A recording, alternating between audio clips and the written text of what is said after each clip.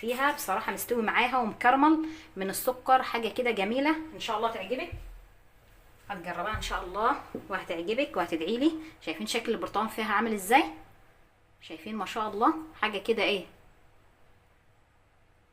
زي ما احنا شايفين اهي ما شاء الله. هوريكي بقى شكلها عامل ازاي. يا ريت لو عجبك فيديو النهارده ما تنسيش تدعمنا بالاشتراك في القناه وتفعيل الجرس عشان يوصلك كل جديد، واللايكات الجميله لمزيد من الفيديوهات. نشوفكم في فيديو جديد، والسلام عليكم ورحمه الله وبركاته.